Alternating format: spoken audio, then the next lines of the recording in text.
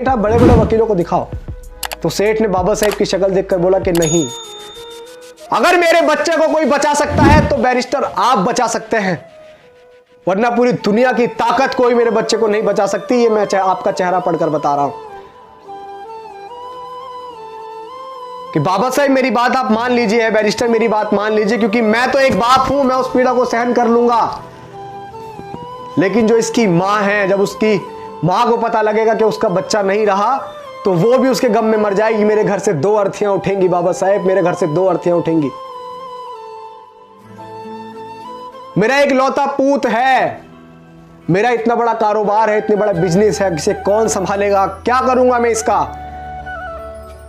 जब बाबा साहेब ने सुना कि उसकी मां मर जाएगी तो बाबा साहेब को वो बात याद आई कि जब बाबा साहेब छोटे से थे तो बाबा साहेब की माता भीमाबाई ने एक बात कही थी कि भीमा, अगर कभी जरूरत पड़े किसी निर्दोष की जान बचाने के लिए, किसी का पूत की जान बचाने के लिए, अगर किसी अच्छे काम के लिए झूठ बोलना पड़े तो संकोच मत करना भीमा, संकोच मत करना।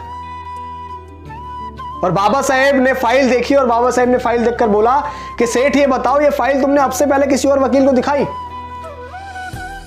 तो सेठ ने बोला कि है बैरिस्टर, मैंने ये फाइल दिखाई नहीं, मैंने इस फाइल पे इतना नोट खर्च किया कि किसी की आने वाली 3 पीढ़ी भी कमा नहीं सकती। मैंने इतना नोट इस फाइल पर खर्च कर दिया है, बस आप मेरे बच्चे को बचा लीजिए। ऐसे हाथ जोड़ के वो गिड़गिड़ा रहा था, बाबा साहेब के चरणों में गिर रहा था, बाबा साहेब के सामने हाथ जोड़ रहा था। और जब बाबा साहेब ने उसकी पीड़ा सुनी, उसकी फाइल देखी, तो बाबा साहेब ने बोला कि जाओ सेठ, मैं तुम्हारे बच्चे का केस लड़ूंगा, जाओ। और जब बाबा साहेब माने केस लड़ने को तो वो सेठ बहुत खुश हुआ और उसने बोला कि मुझे यकीन है बाबा साहेब कि मेरा बच्चा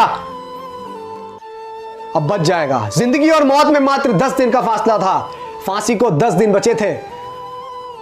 कचहरी लगी, अदालत लगी, कोर्ट लगा। आप सुनिएगा।